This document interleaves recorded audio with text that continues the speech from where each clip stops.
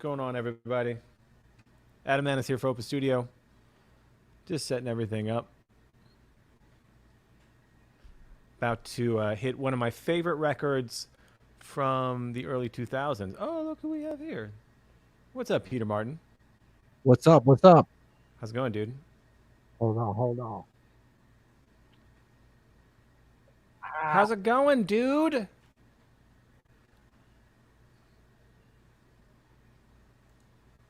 Whoa.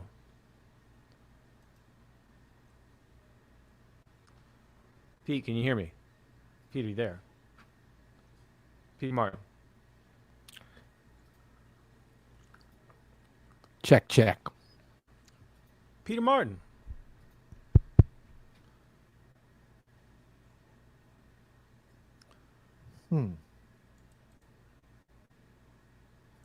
What's up? What's up? What's up? What's up? You can hear me. Oh. It helps to plug it in, man. we run a very tight ship around here. We run one of the most tech savvy music companies in the world. Can you hear me now? I mean, to think that we've become professional podcasters. Come on, man. This is how we do it. What's up, Maness? What's happening, man? I'm excited about tonight. I'm excited. I got the good camera and everything.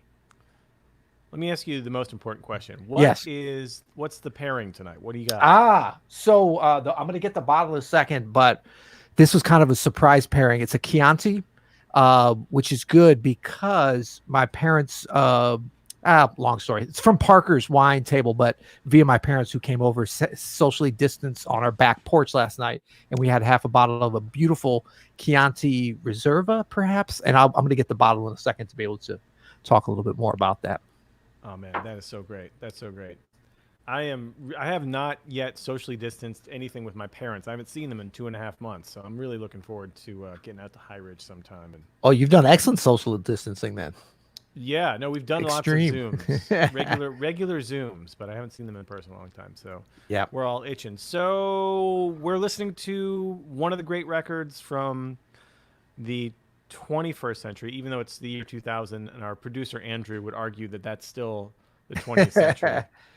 And right. He'd be right technically, but it's the year 2000. Come on, we're in the 20s. It's from the year 2000. This is Beyond. I love the last two records the modernish records we've done, the Kenny Garrett and this one. Yeah, both on Warner Brothers, which is hilarious for some reason to me to see. You know what I mean? To see like a jazz record, a really legit jazz record, on something like something like Warner Brothers, which seems so out of place in today's record environment. You know what I mean? Right. But I mean, Warner Brothers was let's go back to the late 90s, mid 90s, even early 90s. Jazz label. They were a great jazz label. They were a powerhouse. James Farber engineered this record, and he did a bunch of records for them, and great sound. Hello? Yeah, I'm here. Oh, sorry. Lost my train there a second. Matt Pearson was kind of running the jazz department at that time, and some of the best stuff, yeah, especially right around this period. And I think this album, I love it because we were talking about different decades. And well, first of all, let's just give a big shout out to Miles Davis, whose birthday is today. Did you know that? No way. I missed it. Yes, today's his birthday. And so we want to say cheers to Miles and also Jimmy Cobb. We just lost one of our master legends on the drums. Of course, Jimmy Cobb, known for many things, but especially for his beautiful drumming on Miles is Kind of Blue. So he was an amazing musician, amazing person. And it's been great to see over the last 24 hours or so to hear and see all the wonderful stories about his drumming, of course, but his humanity and everything that he brought to this music for so long. And he was the last living member for many years of the Kind of Blue band. So big cheers and RIP and thank you to Mr. Jimmy Cobb. So true, man. He was just through St. Louis last year. Yes. Yeah. I mean, and everybody was testifying that he just was still so swinging and still sounded great. And I'm up to the end. It's just awesome, man. Yeah. I'm so glad I got a chance to see him and even went back and just shook his hand, gave him a hug. And it means so much to Man, we got to appreciate these legends while they're here. I mean, let's appreciate them when they're gone too, but appreciate them while they're here, because they're here and then they're not. So, well, let's appreciate what I think one of the great records of the early 2000s. I don't know what your experience, this is something that we've bonded over before, this album. yes. And I was fairly young when this came out. I was 19. That's not too young, but it was very influential for me. Yeah. Like, I moved to New York the year this album came out, and I started studying with Aaron Goldberg because I love this record so much. And I just really loved what Aaron was doing. I love the concept of this album, and so I sought him out right away when I got up to New York. Nice. Based purely on this album, Okay.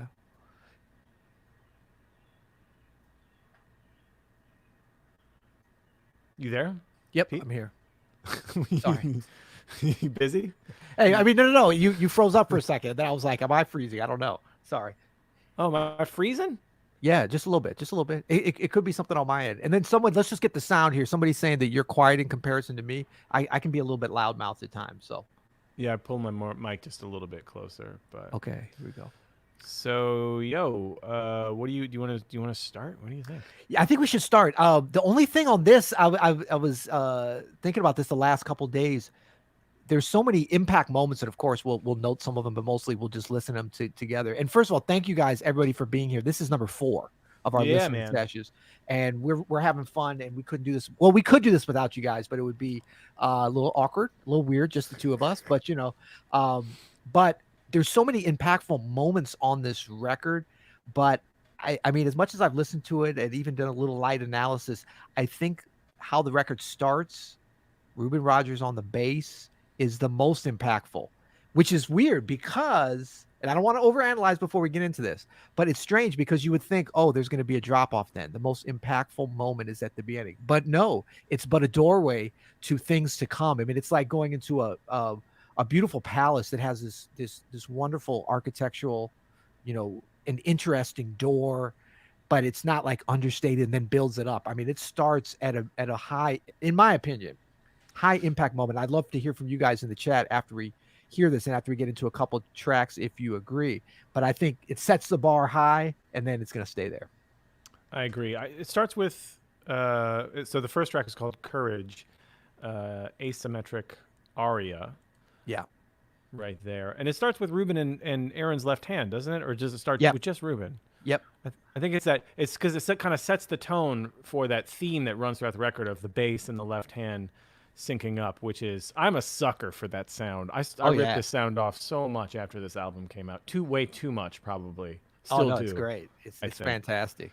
All right, and let's a big check shout it out to these amazing, I mean, this is the first of just some amazing tracks, but amazing titles, amazing themes. So I'm excited. This record, I know, and the band, it couldn't have been. This was. You were in a great Joshua Redman band, but this band too was just so stellar. This is my favorite. This is actually my favorite Josh band. You're not even in this band. I mean, hey man, I got to be objective, man.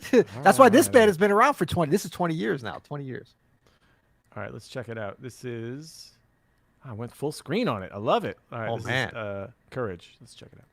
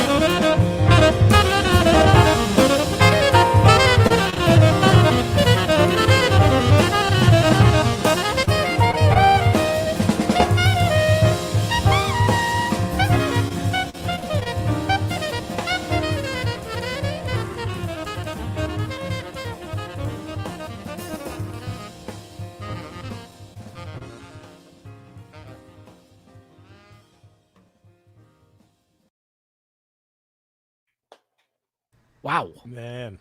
Me You know, likey. everything we've I know everything we've done so far, every week Mhm.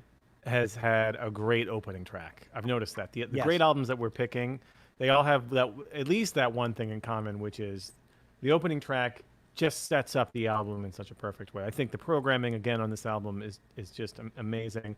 We forgot to introduce most of the band. I think Yes. Let's Aaron do that. Goldberg on piano, Ruben Rogers on bass, Gregory Hutchinson on drums, and of course, great Joshua Redman on tenor saxophone. Yes, and there is a guest saxophonist that's going to appear a little bit later, but we'll get to that. We don't want to give We'll away the get to it. surprise. So can I just make I always like to keep my little lists, I little love your commentary. notes. Do it. Man, Do it. Do okay, it. Ruben's. I love the way he plays that line, and I know, yeah, Ruben and Aaron, like the way they play it together. But man, to me, this like ushers in the era of this is like the 21st century of jazz, and I know they weren't thinking about that when they went in and recorded this. But this came out right at the beginning of 2000. And to me, like it's just modern, and the whole album is modern and it's modernist. But the way Ruben plays that line, and it's so funny because I've asked him about this before, and he's just like, oh man, he's like, I didn't really know it then. I was just reading it, whatever. But I mean, it's such a revelation. It's like a door is opening as he plays that. It's him and Aaron are playing that, and it's Yeah. just so. I mean, every time I hear it, man, it's so exciting. Like, and I think this is something we're going to hear again and again on this album. Is there's there's almost like a tentativeness but an authority that they play these things. There's a lot of crazy tempos, and someone was asking about this. I believe that this is 13, but it's actually like 1, 2, 3, 4, 5, 6, 7, 1, 2, 3, 4, 5, 6, 1, 2, like 7 Yeah. plus 6. That's kind of the feel. Amy on Facebook says 7 8, then it's 6 8. I think that's how they're Yeah, feeling it. Yeah. yeah, and so it's like the if you've heard this band play later over the last 20 years when they play some of these tunes, and they don't play all of them live. I've only actually heard them play a few of them live, but they play with a lot more freedom. And, as you would after you've known the material. I don't think they played it that much when they recorded this, but I love just the innocence of the way that they play on this record. But it's coupled with an extreme authority for this material that to me is just super stunning and compelling. And Ruben really sets the tone for that at the beginning. I mean, who knows? Maybe they recorded this tune at the end of the session, and it was just put together. But I mean, that's the way it comes across feeling. It's just this great, entryway. And then, they go to some swing on this, which is kind of foreshadowing to some other things. It's the 13, and then they break into the swing. But the way Ruben comes back at the end of Aaron's solo and kind of like pushes back into that bass line, I love that too. Because it's kind of like, it's like wrestling everybody back instead of waiting for like the official time to do it. And I don't know if that was planned or not, but that's like a really cool thing. And if you guys want to check this record out some more, just check out those, because that's always those architectural things, those decisions that are made in the moment that really can kind of separate just a pedestrian kind of good performance from just a brilliant one. Do you remember around this time? I mean, you were in the band right before this, so I'm sure you do remember. But Joshua Redman was as big of a star in the modern scene, especially, as you could be at that time. Right. I mean, he was really a popular musician.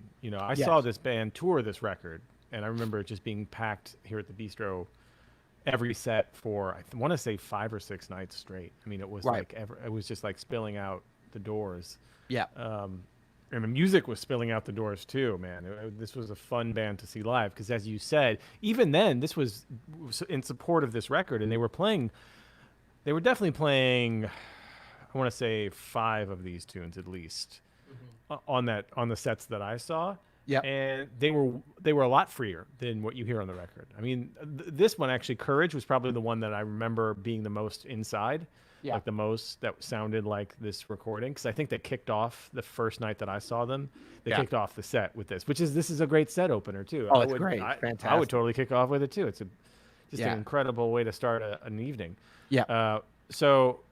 I just remember seeing this band support this album live. I remember it being completely packed every night of the week that they were there, and I distinctly remember Aaron Goldberg, who was only a couple years older than me, like standing on the steps at the old bistro eating an apple. I don't know why that you know what I mean? It's like one of those things I was like, That guy's just a couple years older than me. He's eating an Right. apple. And he's Interesting. I playing don't so know why. damn good, but He's he playing puts so damn he good. puts his pants on just like me. He eats an apple just like me, man. I guess that's the fiber that does it. Dude, that was a golden apple. That was a golden apple of pianistic Okay. ingenuity. You just didn't realize it, man. Okay, That was an East Coast. That was like a Soho apple, man. Grown on the banks of the Hudson River, where only the greatest jazz artists can go. So that was also I want something for folks to listen to as you go through this record. Check out Greg Hutchinson's, like, this is really sort of a like motivation to kind of hear how he was moving into a new way of playing, that was sort of fully realized later. I mean, a maturing of his playing, but like stylistically very different than a lot of things he'd done before. But the way, the effortlessness that he, commands all these tricky times, and almost all the tunes on this record, it's a theme that Josh put together, I guess, or maybe just got lucky. But having these tricky 13s and 5 and 7 and stuff, but making them sound organic and natural, and making them, be able to breathe and to be able to play big phrases over, which he does so well. Everybody's doing that, but it's really Greg that just sets that up, like with that relaxed but relentless kind of groove that's going, just like if he was bang, dang, ding, ding, ding, ding, ding, ding, ding. He's got that authority, he's got that drive, and you're going to hear that on this next track, Belonging, for sure as well. Might be my favorite track of the whole record. I'm going to say that about every other Yeah, me too. I love this one.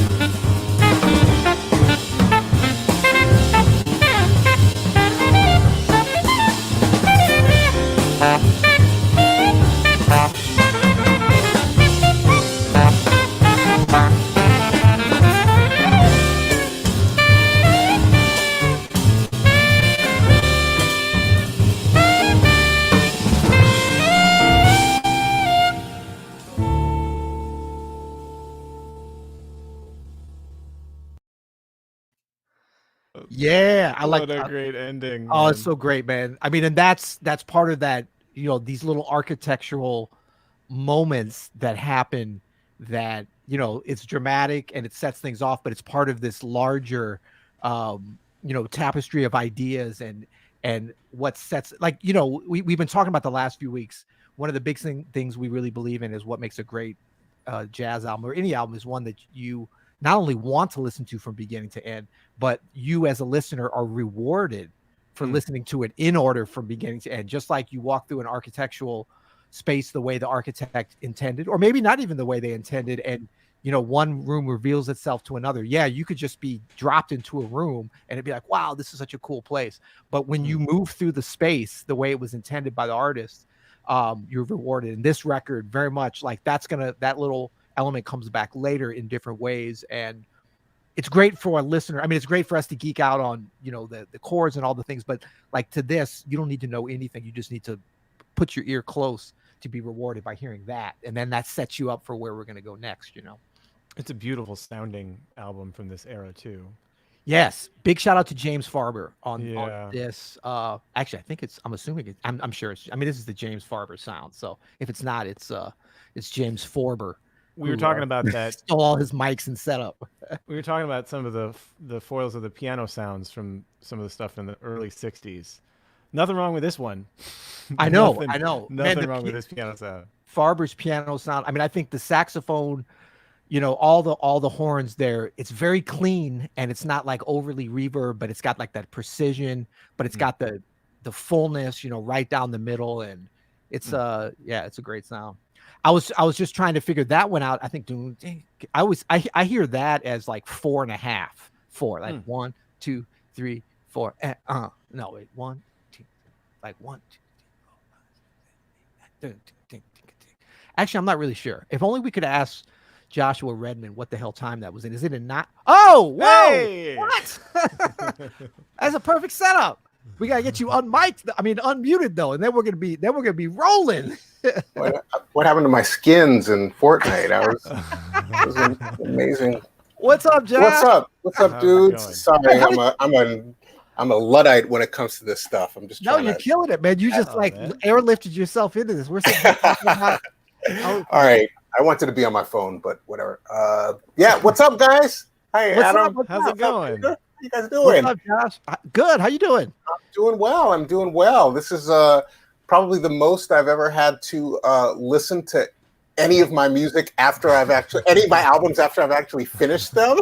Right. You're gonna love this. This is pure torture. Yeah. I know. I was just like, man, the fun of this, because Adam was like, man, why didn't you pick one of the records you're on? I was like, no, I'm having fun. I'm sitting back and listening, No, but you know what? This record, I mean, I've told you this before, but you probably ignored me, or we were having drinks or something. But I mean, this really, I mean, I really enjoy most of your records, if not all of them, and for different reasons. But to me, this is a special record, and it's a very visceral thing for me. For any jazz record, as much as we geek out and like, wow, this was cool. To me, it's like, if you put it on, like, how much does it move you? This album always moves me. What Ruben and Aaron start on that first track we were talking about, it's just, man, it sets up the whole thing, and it's a strong statement. And the fact that, and I'm sure you weren't thinking about this, like, let me usher in the 20th century jazz, but, but it's been 20 years now, so we can look back and truly it did. I mean, this was a sound that's still being imitated. I mean, I know we were playing around with it some before this, but I mean, it's and things don't always line up perfectly. But to me, this is a very modern album. Well, thank you. Yeah, I mean, it's hard to really have a perspective on this stuff. I mean, it's definitely how I try to have as little perspective on it as possible when I'm doing it. Because we're jazz musicians, we're improvisers. For me, I mean, everybody has their own way, but for me, the more I'm thinking about, like, well, what is like the meta narrative here? Like, what's like the big picture? How does this fit into my body of work, or jazz history? Like that, all that stuff, that takes me right out of the moment. It takes me right out of the improvisational moment, and the improvisational moment isn't just like, oh, I'm trying to like play over this weird ass tune in 4.5. It's a 9, so it's in 4.5. Okay, right. But it's also like just the larger moment of just like being with a group of musicians, being in a band, trying to make music together, writing music for that band, working it out on the bandstand, making a record, then really learning the music on the live. Right. That's all like for that it's kind of like that's all I really want to do, and that's kind of all I've really ever done. And then over the course of time, you've made some records, and some of them resonate with in certain ways, and some of them don't. And I was super lucky to be playing with these guys and to have been playing with them for over 20 years. So that's crazy, man. Yeah. How long was this record made after this particular band was formed? So this band was put together. We started touring together. I believe it was fall of '98. And we were we started touring together behind a record that I did with another band. It was kind of it's kind of a standards record, but not standards. It was called Timeless Tales, and the band on that was Brad Meldau, Larry Grenadier, and Brian Blade. But that we kind of like. Whatever happened to those guys, by the way? They're back. They drifted off. Figure it out, So they drifted off the scene. No impact. Right. But we kind of recorded that album. We were in a workshop situation. We never really toured that music with that band. But when that record came out, I mean, this was back when like records coming out kind of, like it was a date. Yeah, like it was like it meant something, and you actually, I'm going to tour behind this record, and Right. So this band was put together. We started out kind of playing the music from Timeless Tales, as well as like standards and other stuff. I mean, other tunes that were in the book when I played with you, Peter. In fact, one of the songs on this album is a song that I first played with you.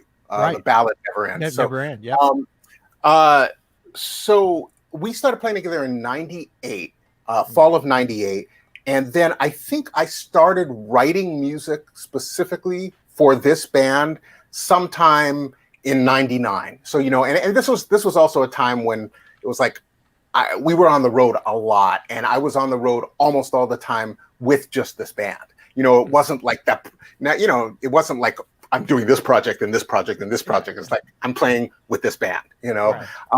And so I probably started writing a lot of this music in, I probably started writing it in early '99, maybe even in '98. We were starting to play some of this stuff. I feel like you're saying the record came out in 2000. Is that what you're saying? Yeah, what it's saying here. Yeah. Here he probably means Wikipedia, because that's what we do most of our research.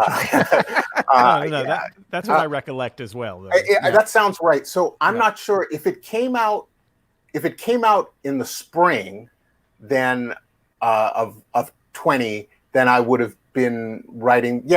We would have started to play. We probably recorded it. I have this vague recollection that we recorded it in the spring, but I don't remember for sure. So I was probably writing the music in early '99, and I remember, and we were playing some of these songs on the road for sure. Mm-hmm. I don't remember which ones and for how much, but I'd say more than half. There weren't that many songs that we had never looked at before we got into the studio. But then, of course, the music developed more after sometimes you don't really know what a song really is going to be even if you've been playing it live, until you record it and then kind of make a document of it or whatever. And then like sometimes the process of recording, you actually figure out certain things about the song. Yeah, absolutely. And I think, I was I totally get what you're saying. Like we had no perspective at any of these periods. Like this is going to be, it's like when we hear, I did a clinic at Berkeley, and some drummer was like, "What was it like when you were playing in early Hutch period as opposed to mid Hutch? What's the difference?" I was like, Right, "Does he have separate periods?" Like the Mesolithic, Paleolithic, Hutch, you know, Paleolithic Hutch. like dinosaurs. I was going to bring this up though, just looking here at both of you and realizing as a fan of Gregory Hutchinson and Reuben Rogers as a battery, both of you have been playing with them for a long, long time. What is it about those two and their chemistry? Because, you know, just as a listener, it's amazing to be a part of. I'm sure on stage it's even more incredible. What do you think, Joshua, is it that makes Hutch and Reuben such a dynamic combination? I mean, it's an excellent question, and there's no answer that really could do it justice, because I mean they have, you know, I mean I feel like that tandem, bass and drum tandem, can stand up to any in the history of this music. You know, I'll you know, I mean really, like they have, you know, when they're on, which is all the time. Well, that's only when they're on though. Yeah, I mean, for one thing, I mean, each of them individually is just super swinging and super funky. I mean, you know, if you get Reuben, you know, by himself and just say, "Walk me a bass line," you know, your booty's going to be shaking. You know, same with same with Hutch. You know, I mean, it's like, you know, they each have just this incredible pocket and lock and you know, it's just this, it's that whatever that mysterious rhythmic essence of swing is, like, you know, they just have it. You know, they have it so deeply. They've had it since the beginning, and then it's gotten deeper and deeper. And then I think also there's something about the way they feel the beat together. You know, I think you know, maybe fundamentally they're kind of, they hold a lot of the same rhythmic values. I don't mean values like note values, but like what they prioritize, and like the way they, you know, I'm sure that they've listened to a lot of the same, like if they were each to give their favorite, you know, drummers and bass players from jazz history, they would totally line up, you know.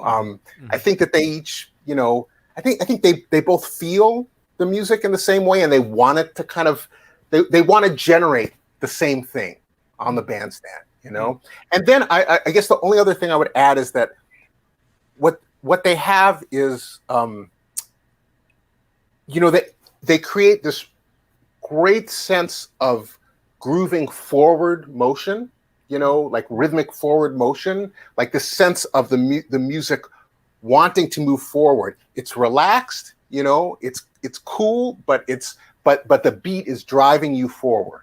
You know, they have that kind of propulsive swing feeling, but also that sitting in the pocket thing. But they have all of that with this sense of spaciousness and flexibility. You know, I think that's kind of a rare combination, because you know, there's a lot of rhythm sections that you play with that, you know, really are open and flexible and loose, and you can feel like anything can happen, but they don't necessarily provide this like forward moving propulsive energy. And then there are other rhythm sections that have that they're driving you forward, but it can kind of feel like you're locked down, you're locked in, you know. So I think that's part of it, just that incredible balance they have between those things.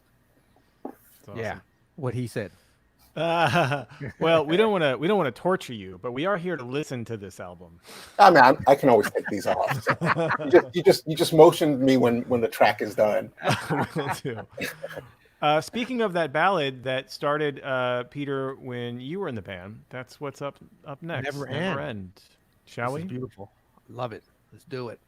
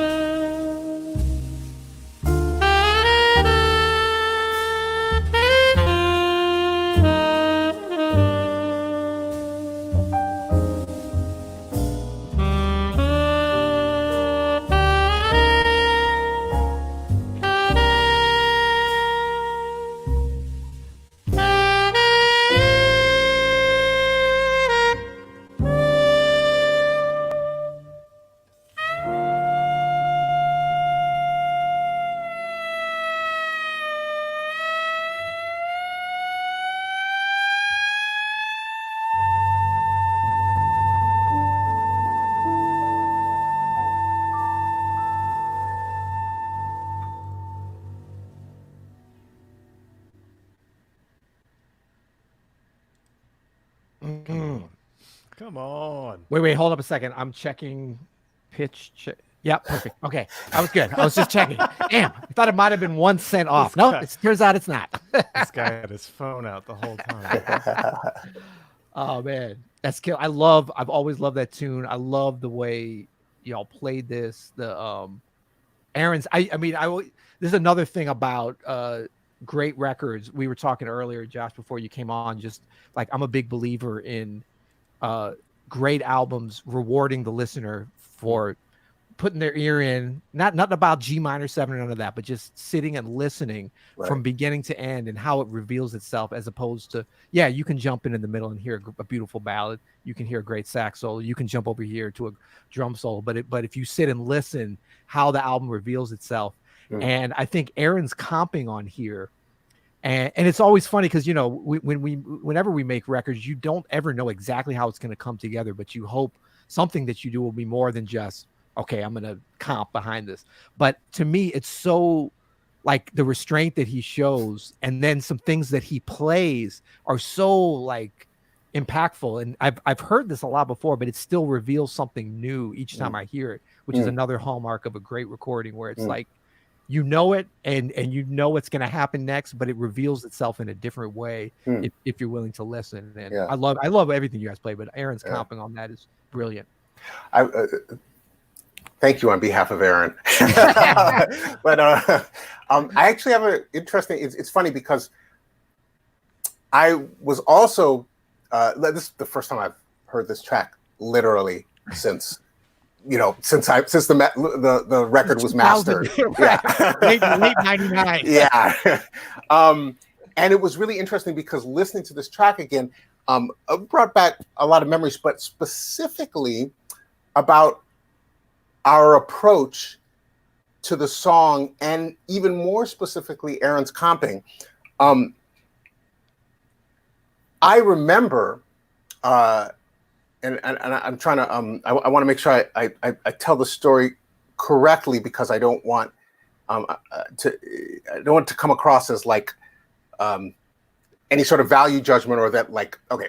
So I remember when we were playing this song, and I feel like it was when we were tracking it in the studio, that we actually we had a discussion about this and the approach to the song, because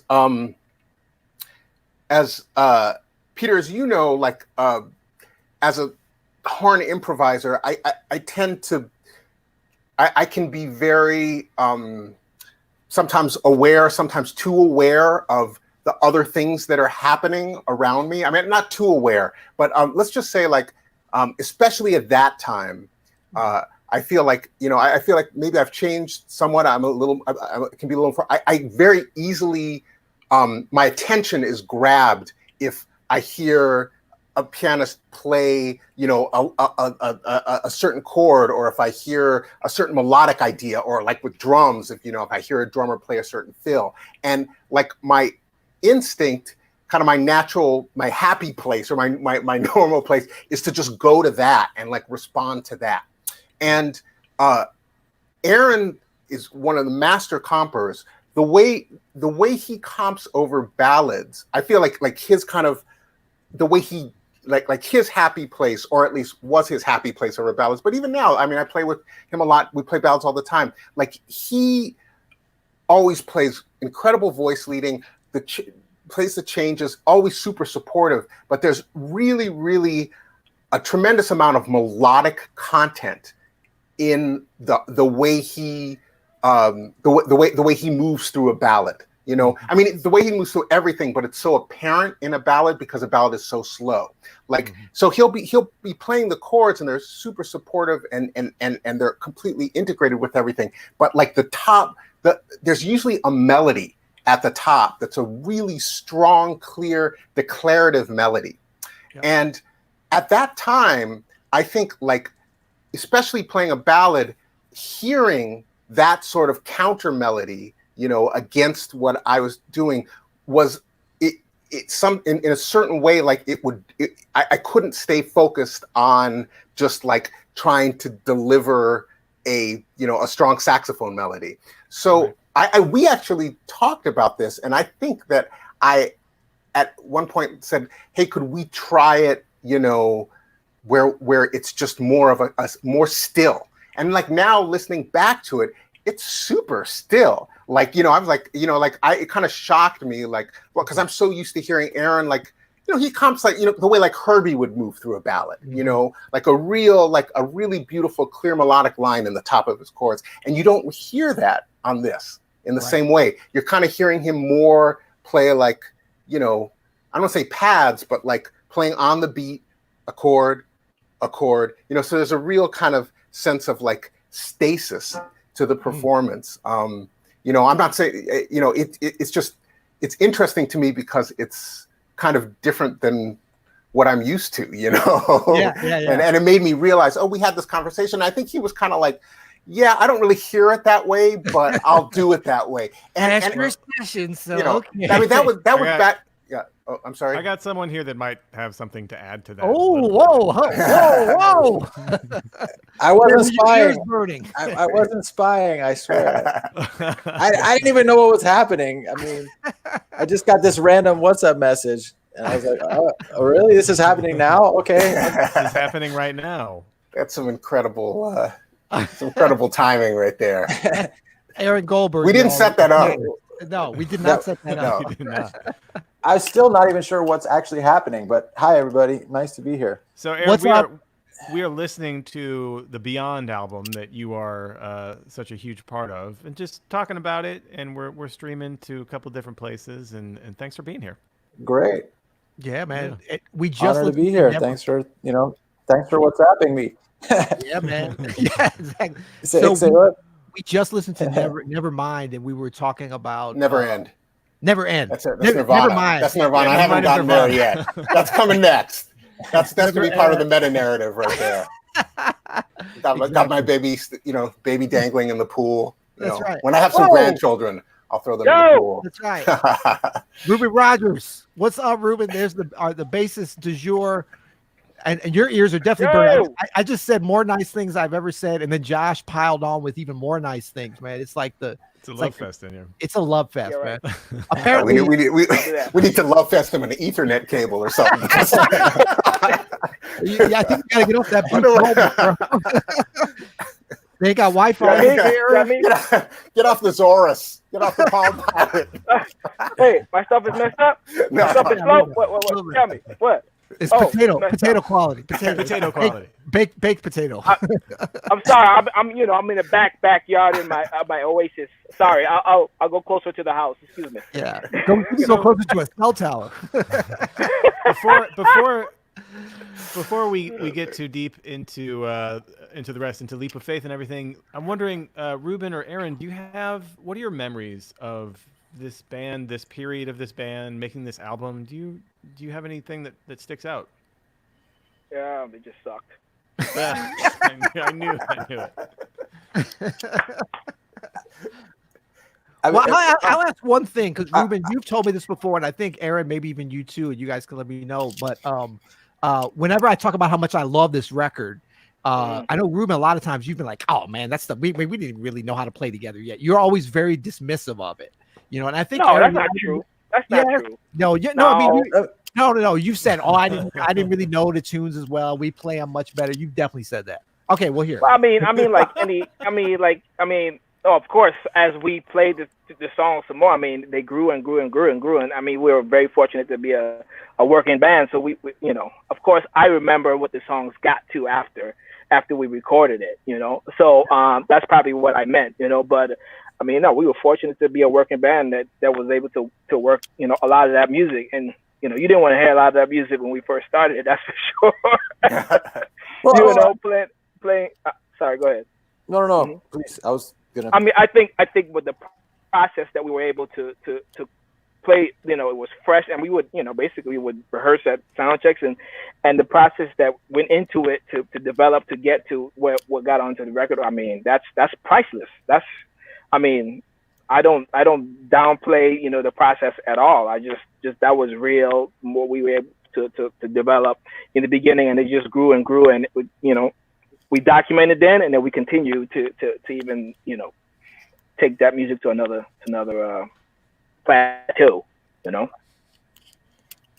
I was just gonna sort of second what Ruben said. I myself may have told you this, Peter. I've definitely felt like we didn't have a lot of experience as a band playing in 11, in 13, in 9, and even in the reverse 5 of the 2, 2, 3, 5, and that became easier for us over the course of touring together and playing this music night in, night out, as I think it did for Josh. And I think that we didn't personally, I didn't realize quite how cohesive these tunes were as an album when we were playing them. We were just focused on the challenge of playing in the odd meters and really coming together as a band, and the joy of that process as well. And I even when we recorded the album, I wasn't so much thinking about it as a full album.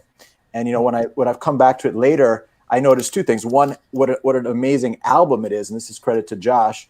It's super cohesive, and it makes amazing sense, and it kind of Josh sort of stamped that moment in time, and stamped this idea of playing tunes in all these different time signatures, and yet having them all kind of cohere and not have it seem kind of gimmicky.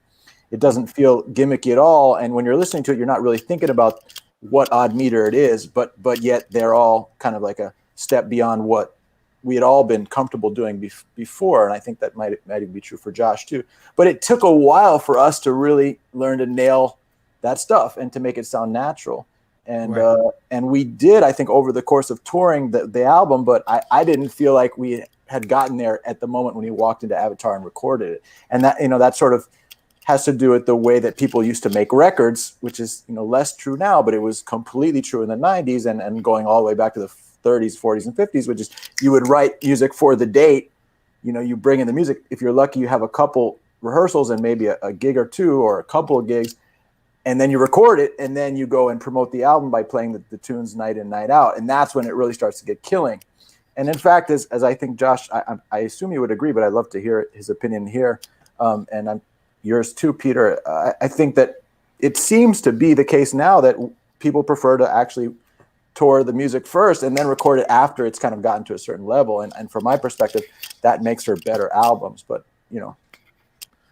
Well, I always thought, Josh, I didn't know this at the time because we were all young and dumb, but like you always had a really kind of outsized maturity in having a feel for how much what that balance was, because I remember even when we did Spirit of the Moment, like we played that music, not a lot for a long time, but we did a lot of gigs compressed.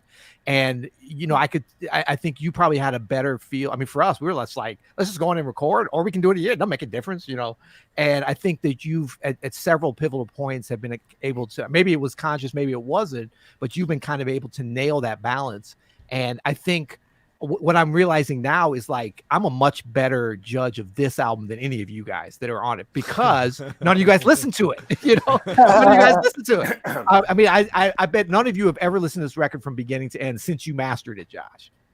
I mean, that's definitely true for me. I think it's probably true for all of us. And the thing is, even if we do listen to it, like I was just giving this backstory that you missed, Aaron, but we won't go into it now. But it's impossible. It's still, even now, 20 years later, impossible to listen to it with completely fresh ears and a fresh mind. It'll never be a clean slate for us. It'll never be a first thing. There's always going to be some sort of memory, no matter how vague or incomplete, some memory that we associate with, like, whatever it is,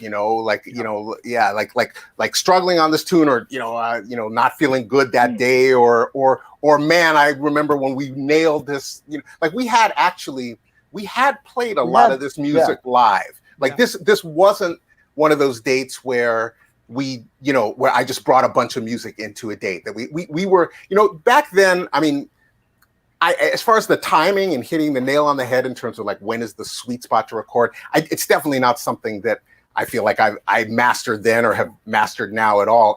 Back then, I was more like, I was on like a, what is it? The hamsters, the gerbils, and the treadmill. I mean, it's just like, I was always touring with, maybe I'd go off and do a side project with somebody, but generally I had a band, I was touring, and those were the musicians I was playing with pretty much all the time. And we were we were touring behind a record at the same time, writing new music, working in new music, going into the, like we probably, I mean, I was recording a record a year and releasing a record a year, roughly, so I don't remember exactly where this all fell in it, but I'm pretty sure that, there were probably a few tunes we had barely played.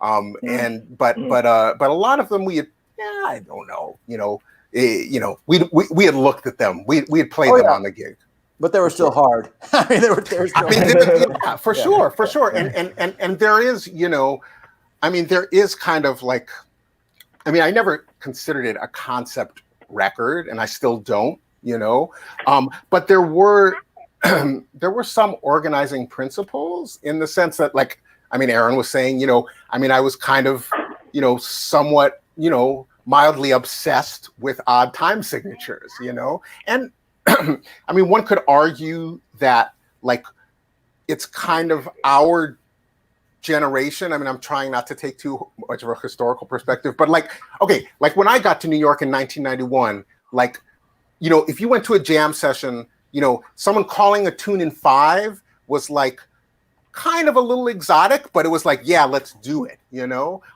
like within 10 years, it's like now kids come out of the womb playing in 13/8, No, but I mean, like it was, I feel like and not that musicians had, I mean, we've got Take 5 by Dave Brubeck, Indian Song by Wayne Shorter. I mean, not like cats weren't playing in 5 before this, I mean, Wynton's music, Branford's music, they're playing crazy time signatures. But there was something about like in that, like 90s to 2000 in there, like somehow like this, like 5s and 7s and 13s all over the quarter note became like more and more people were doing it, and to the point where it hadn't yet become supernatural, but we were starting to naturalize it, And so maybe, like, in hindsight, you could see hear something like this as part of that naturalization process. I mean, like with Brad's trio, playing in 5 and 7. I mean, they had such a huge influence,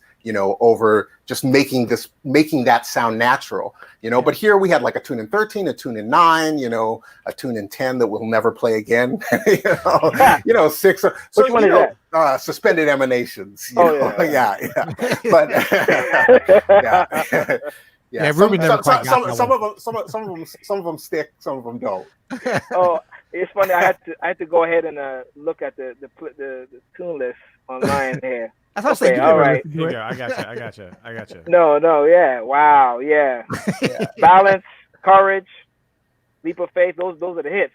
Suspended Emanation. Yeah, there's a lot of these tunes are still in our book in I wouldn't say heavy rotation, but they come up, Yeah. Well, And shall they we should. have a listen to Leap of Faith? Keep it rolling. Well, We got a little guest appearance on here. uh-oh. And this one, Turner's on.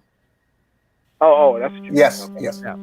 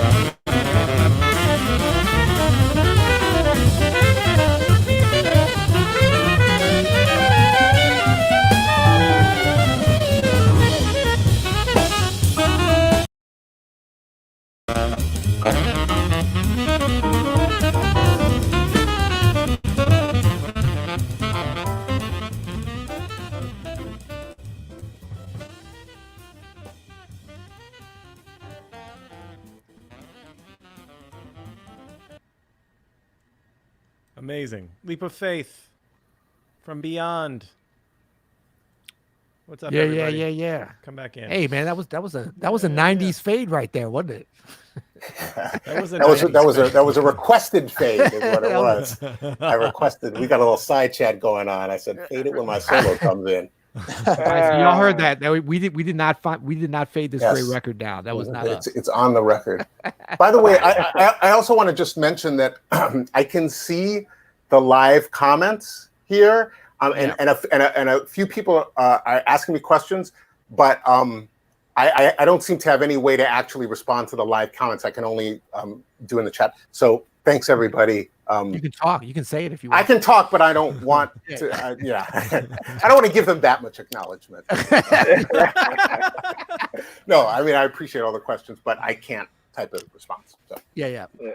So now, how did this come about with you having Mark Turner play on this? Because this was still, I mean, it was a little past, but not much past the period of like, if two saxophone players of the same generation were showing up, it was like a Verve, Richard Seidel produced Battle of the Tenors, or like Trumpet Titans or something, you know, or the Carnegie Hall versus Lincoln Center Jet. There wasn't a lot of familial kind of playing like what you guys were getting into. This was kind of a departure, right?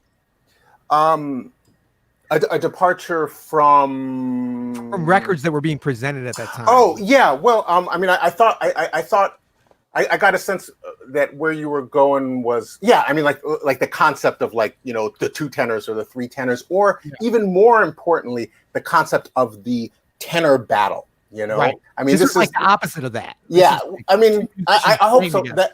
I hope so. That was part of the concept, you know. And the thing is that you know, I've been playing with Mark, listening to him play first, but actually playing with him for I'll say longer than I've been a jazz musician, you know, because I met Mark when we were both in college.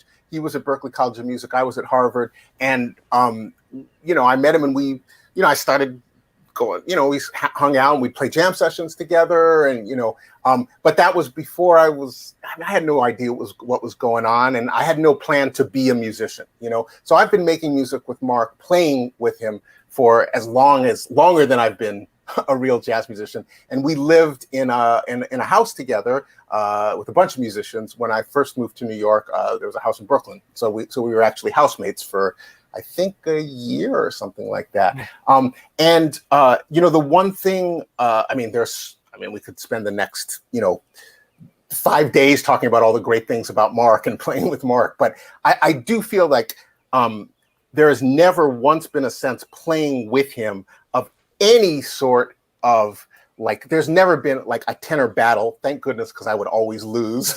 But you know, it's always like we've always had, and we are very, very different players. You know, we'd have very different sounds, and we love all the same stuff, but it comes out in very different ways. And I think I might even go so far as to say our musical minds work in very, very different ways. The way we process, the way we've navigated our way through this language, and the way we process this music, and the way we, I don't know what goes on in his mind, but that's my guess. But we've always had an incredible connection.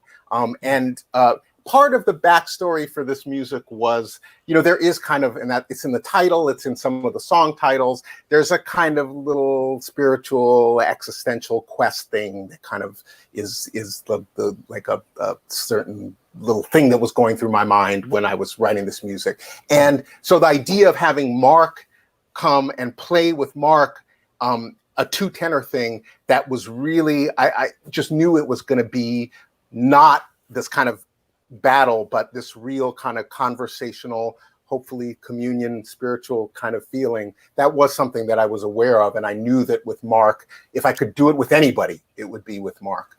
Yeah. So a little trip down memory lane. I was just reminded, correct me if I'm wrong, Josh, but weren't you and Mark at the same time perhaps members of the Delphio Marsalis?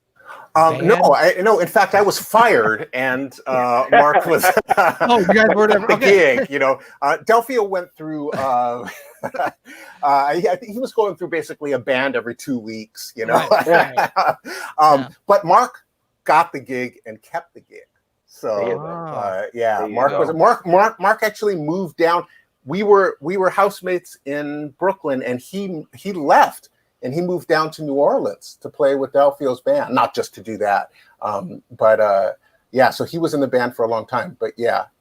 And the first time I ever met you, Peter, or heard you play, it was at Snug Harbor. We didn't ever do a gig with Delfio together, right? We didn't. No. I think I was fired or released maybe before, but I did some stuff with it's a badge of honor, baby. But I remember you doing something. Maybe not. I definitely did stuff with Mark. I remember, and then I remember you coming in. And I think I was kind of heading out of town or something. We almost crossed, but yeah, man, that was back in the days when Nicholas paid whenever you turned. It didn't matter who you were playing with. Nicholas was there playing. First time I heard Nicholas was at Snug Harbor, and I think it was, I don't know, I mean, maybe he sat in with Delph, or maybe he sat in with Ellis or something. But it was when I was down to play with Delph. Yeah. Right. No doubt. Cool. So there was something else I was going to ask about this record, but then I realized you guys never listened to it, so you don't know. Josh remembers at least some of it. That's good. I'm enjoying. Try us. Yeah, try us. Between the three of us, we can. No, I kind of forgot something. I forgot. I think crowdsource it. This is yeah. Three's a crowd. I do remember one thing about. I guess we have to wait to play it. Last Rites of Rock. Well, we have to wait. Okay, we'll wait. Right. We'll wait. Oh, we're gonna get to all your bass songs. Don't worry, Ruben. I mean, this is our show. It's only two. I think. Ooh, they're big though. They're big ones. We can do whatever we want, Ruben. This is our show here. It doesn't. There's no rules to this. Well, I do remember. Oh, go ahead. Go, Ruben. No, about Last Rites and Roll Last Rites Rock and Roll, and please put my coattail if I'm wrong. I know what you're going to say, and you're not wrong. Okay. I remember because this was one of those, those tunes that we just go to town with live, like it was popping every night, And I remember us going into the studio and I don't know how many takes we did. We did a lot of takes, and somehow, I think collectively we all was like, man, we just never got to what we usually get to live, you know what I mean? And so that just caused us to be like, all right, let's try it again. And then I guess we end up using one of the very first takes. No, is that right? Everything was right until the last one. We did. Let's just say the take we used was take 9. Okay. I remember. Oh my God. I remember specifically because and so also wow. Whatever wisdom I had in any area as like making records or being a band leader, the one area where I had none was in this, like knowing when to like stop. I this is one thing I have learned. You will never be in a session of mine that goes past take 5. But back then, like take 11 was not uncommon, Okay. Well, but hold on. That depends. How much further did you go past take 9? If you ended after take 9, well, I said 11. Okay, so okay. But no, Ruben's completely right. Like this was a tune we played a bunch live, and it had this always had this thing. And I knew this. If you had asked me this in interviews back in the day, I'm sure I would have said you can never replicate in the studio the feeling live. Like I knew that on an intellectual level, right? But there's still, when you have all this memory of like what you got to, and then you're in the studio and you feel like you're not getting to it at all, and your feeling and your perspective. You can only trust it so much. But I remember, Ruben, like we were like, yeah, we're not, like we just couldn't get something about what we felt was the essential fire and spirit of the tune. So we kept just hammering on it. Right. And I think it was one of the middle takes we used. But an interesting aspect of there's one thing that actually, if you listen to this record, you have to listen to it in stereo. But if you listen to this record, you'll notice something about this take that's different than all the rest. Actually, were you planning to play it, or? Yeah, we got to listen to it now. Okay, there's something about the recording on this. This is tough. That's different than the other tracks. Let's see if you can guess this. Let's check it out.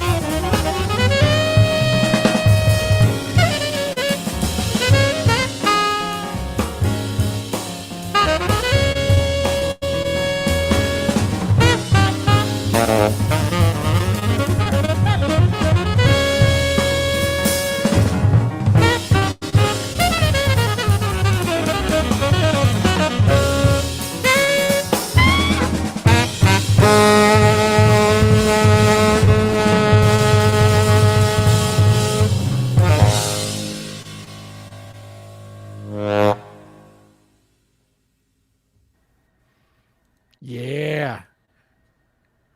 Joshua Redman, Aaron Goldberg, Reuben Rogers, Gregory Hutchinson. Don't say Greg's name. He didn't show up. I don't know. It didn't sound like. Don't even say his name, man. Come on. Yeah, where's Hutch? He's doing an Where's Instagram Hutch? live feed or something. All right, he's doing- like Of course. like an alternate, like an alt listening party. exactly. Just drummers. Yeah, You know yeah. what's funny though? I do remember, and Greg and I used to get into it over this often. The tone of his bass drum used to always be like over in the same range as my bass all the time. I remember even in the session, be like, "Yo, can you do it?" He's like, "Man, that's on my bass drum," and now I can hear it like every time now. You know what I mean? Like that bass drum was in my range. You know? What's up? Huh? But Go ahead. the cymbal sounds killing. Yeah, it is. Does. No doubt. Yeah.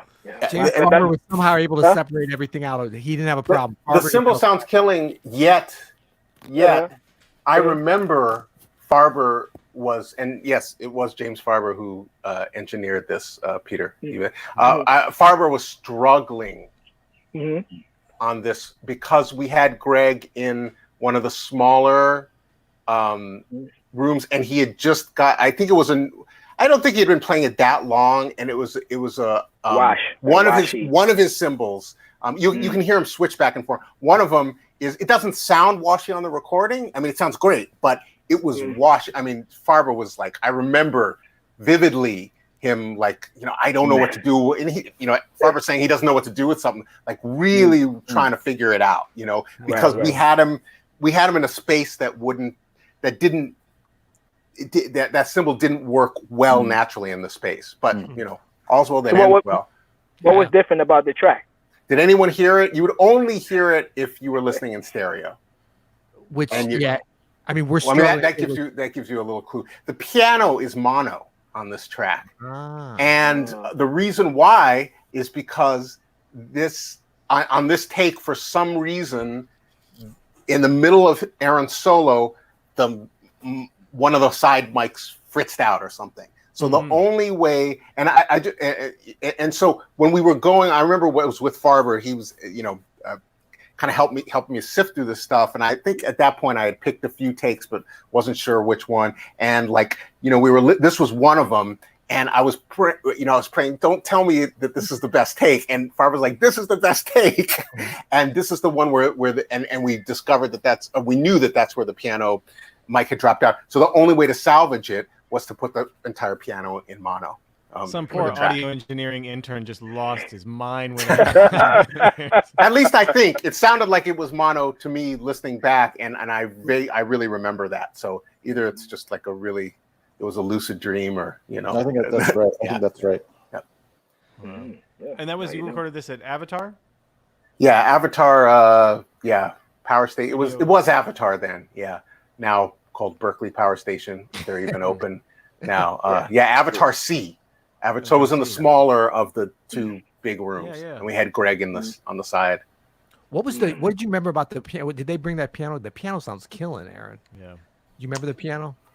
I remember that. I think for both this session and the Passage of Time session, I went to Steinway and went down to the basement and chose a piano. That's right, isn't it? I mean, we definitely.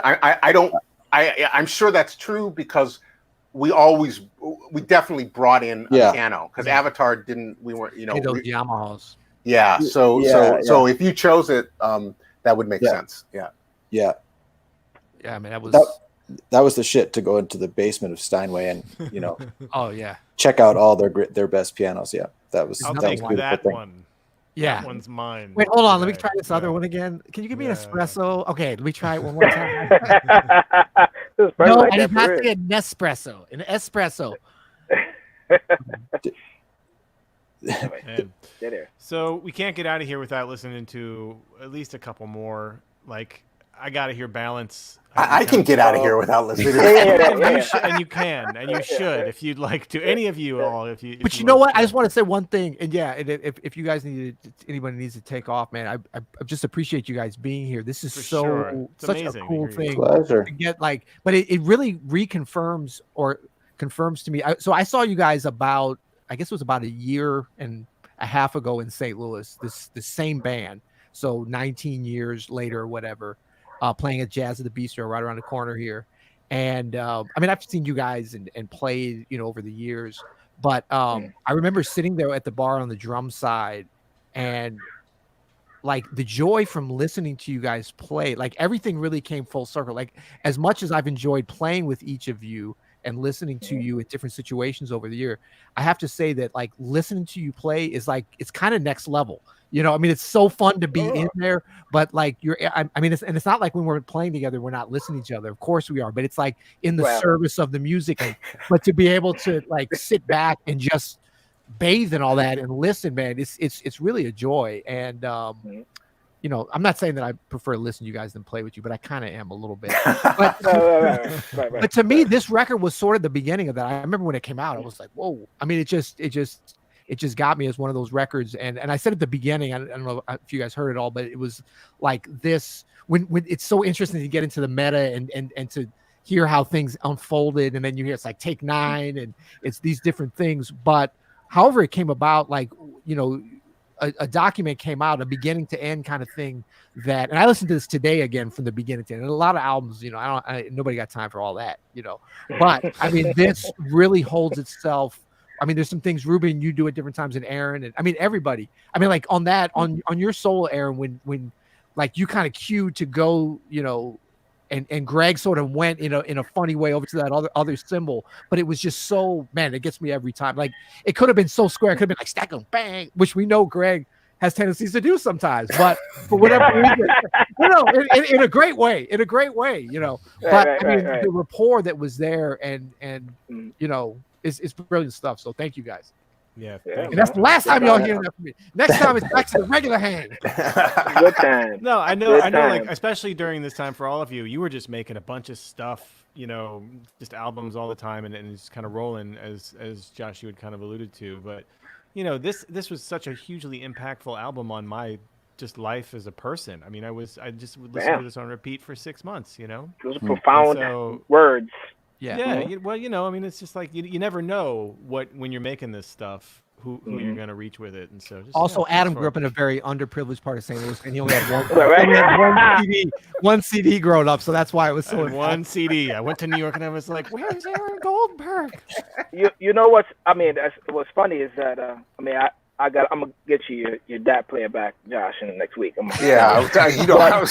was gonna sidebar you on it, but then I was did you get them to work or? Those, no. All right. Okay. No. Yeah. No. Anyway, make sure it's working when I. No, it worked for a couple, it's working. It's gonna work when you. I'm saying it worked for me when I. No, it worked for like 2 or 3. It worked for like 2 or 3, and then. Right, no, I'm saying when I get it back, it's gonna work. Okay. That's anyway, it's working like his internet's working. Yeah. That players, watch yourself. Digital audio tapes. That for those who don't know what those are, I used to record a lot of the gigs, and so did Josh, and a lot of us recorded gigs at the time. And so just recently, I've been trying to go through these old, now that I have a lot of time on my hands, to try and, archive, bring them over to some updated format. It's been having a little challenge, but I did hear some of those songs just recently, and it's interesting to hear it. I guess they would have been maybe a year after we recorded. So, something like that. So the songs had evolved quite some even then. So it's I don't know. We'll see if I ever Yeah, before you guys came on, Peter and I were mentioning that we saw this band supporting this album at the time, and the songs were so free and loose. A lot different. I mean, in a real it was awesome. Yeah, good times. Yeah. Aaron, you usually have a lot to say. Come on. Well, I would just say that something that you guys all know, and it just makes me a little sad, not for us, but just for the music in general, that the way that most of the greatest jazz came about was through bands touring a lot and playing all the time, day in, day out. And I just hope that there's an opportunity, not just for us, but for all bands to continue to tour day in, day out and let the the music open up as naturally happens when you're improvising together, especially in a kind of familial situation where everybody loves each other and loves playing together. I really just hope and pray that this beautiful life path will continue for all of us. Not just once in a while gigs, which is great, but hitting every night. That's how the music grows, and that's how we all became the musicians that we are today, I think. I mean, the day we were supposed to go on a tour, a 3-week tour in Europe, that's when management was like, don't get on that plane. Yeah. Go home. And I was like, no. And here we are. And the day before that, we were playing in New Orleans with Nicholas and Jeff, and we're like, oh yeah, we'll be doing this. See you over in Europe. See you in Europe, man. Okay, peace. Huh? Oh no. Now it's like, I'll see you on the live stream. I'll see you on the live stream. Here we are. It's all good. Yeah. What else we got?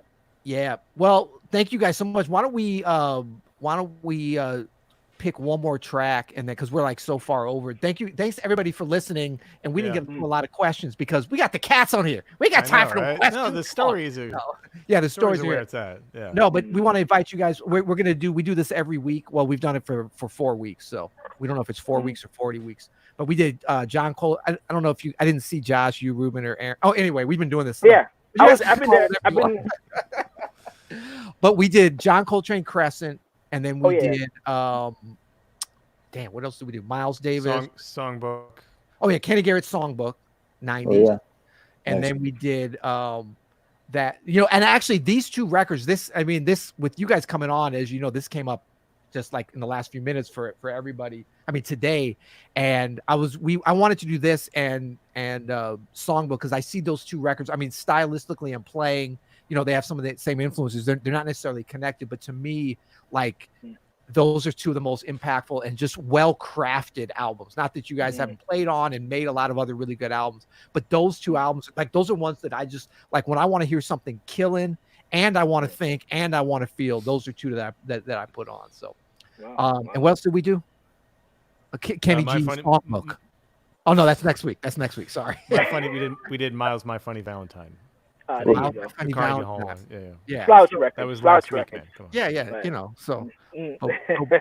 But thank you so much, Joshua. I'm sorry. Go ahead, Adam. No. 3 hours, man. Let's do it. Why not? Thanks, guys. No, really. I was just putting my vote in for Balance as the track we go on because it's my personal favorite. It's a good one to go out on. It is. It brings some balance to things. So thanks to Joshua Redman, Aaron Gold, Balance. Love you guys. Fellas. Ruby Rogers, man. It's y'all. All right. Peace. Here's Balance from. Oh, look, link below in case you guys still buy CDs. There's a link below to pick up this great album, Beyond. This is Balance. Bye, everybody. Peace.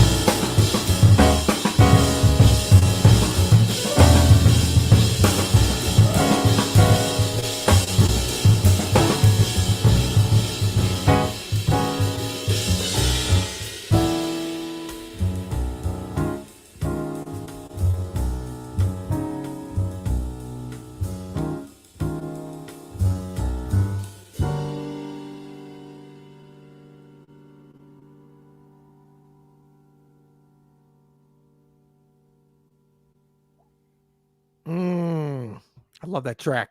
I love this album. Can you tell?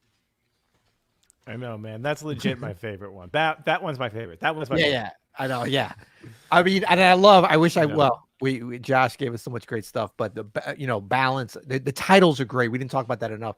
The music's amazing, the titles, the concept, but I wonder how much, the balance, this one being the most, is this right in the middle of the album too? I can't even remember now.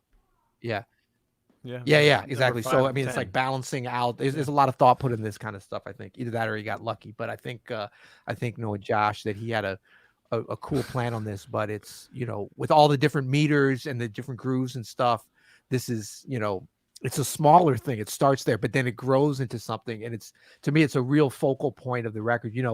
Something that we see week to week, at least so far. We'll see next week. But most of these albums, if not all so far, and I think great jazz albums in general, there's something to having in the middle of the album something really of depth and warmth, and there's a symmetry that goes out and in. It's like when you look at a symphony orchestra, that middle movement, and sometimes it's a smaller thing or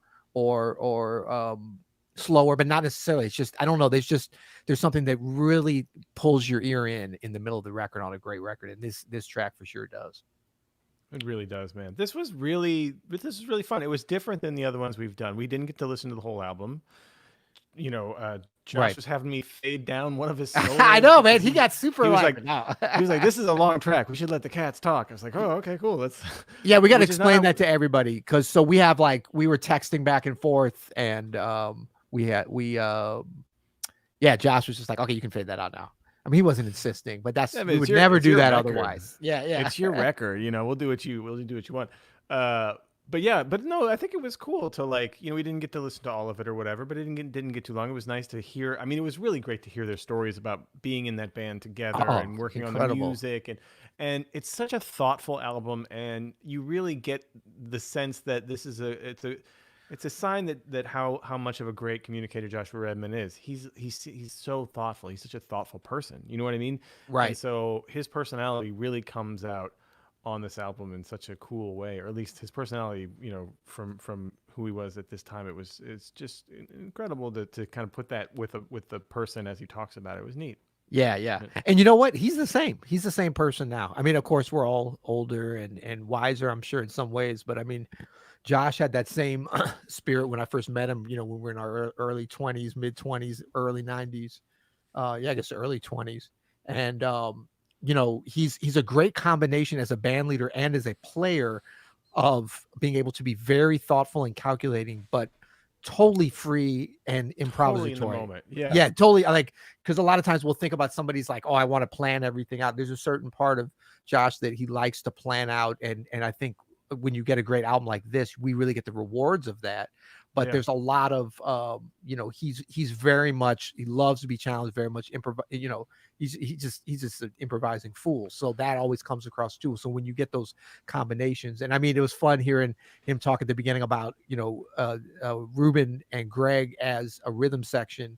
And, he really had some great insights, even as much as I played with him, that I realized, but I'd never thought about it in that way. It was incredible to hear him talk about that, and incredible to hear Aaron Goldberg talk about his experience with the band and the music and how he was dealing with it. I mean, I think it's funny because, and you have this experience, we both had this experience. It's like, when a group of 4, 5, 6 people, 3 people, 2 people come together to make some music, you're all coming at it from different places and different points in your life and different places you are with it. Yeah. And so, and when we hear it afterwards, we think, oh, that's just one, 2-dimensional thing that happened. But it's all these people coming together at different points of their lives. And so to hear them, how they're dealing with that in the moment, where they are in their life and their career and to where they were with those people at that time.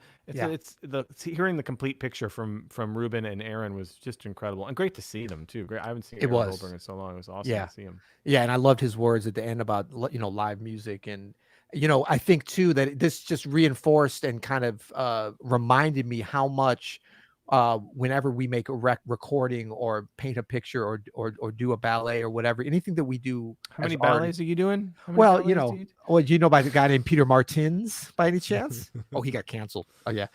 No, but you know, we never make the record for ourselves. Just like Josh was saying, he never listened to the record since it was mastered. Like you can't, that's part of the thing that you give away is the ability to be able, and that's what I was trying to convey to them. You know, I can sit and listen to them. And, you know, as many times people have, you know, are like, you know, the Live at the Vanguard record, people talking about that for years. I never listen to that record because it's not enjoyable to me. I'm sure it's good, but it's just not something that I can put on. Like I can put this on, and it's not because, I don't like, I just, you don't have the kind of perspective. And so I think that you're tainted once you've been on. You're tainted. It's not happening. You can't enjoy it. It's true. But I was also, I was seeing they were starting to get a little bit of time separation now where they can. I mean, it's been 2 decades. They can definitely appreciate the art that they've made, and it's great that they're still playing too. That as a band, that they're still doing stuff. You know, it's killing. So we got a couple of announcements just real quick before we sign off, and thank you guys for hanging. And I'm sorry we didn't do a lot of interactive questions because we wanted to take advantage of all of these guests. But we see you guys here, and thank you for being here. Next week we're gonna keep this going. And so next week's Sesh, we don't know what record. I do have an idea I'm going to throw by Adam, and I know he may have an idea. But one thing that's changing is this is live only. This is not going to be available on the YouTube or the Facebook after this. So you got to be here for this for some reasons that we don't need to go into. But it's going to be live only, so make sure you can check it out. And we hope that this time works for you. And if you guys like this, you know, hit us up. Where should they hit us up, Adam? We're everywhere, man. Yeah, I mean, you could check out the You'll Hear It podcast. That's probably the closest to what this is, where Peter and I just jabber on about jazz. Hey, Adam. Hey, Peter. Yeah. We just jabber on about jazz and jazz piano forever.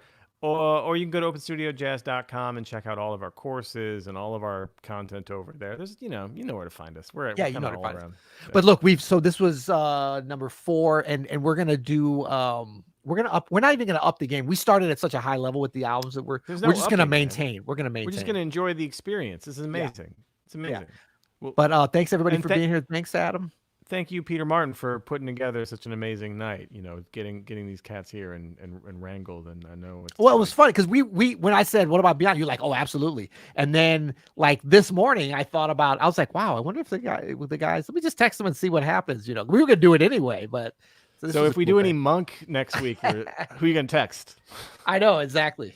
Yeah. Well, we'll see. I got an idea for next week, so stay tuned. Well, thank you, everybody. Thanks YouTube. Thanks Facebook. Peace.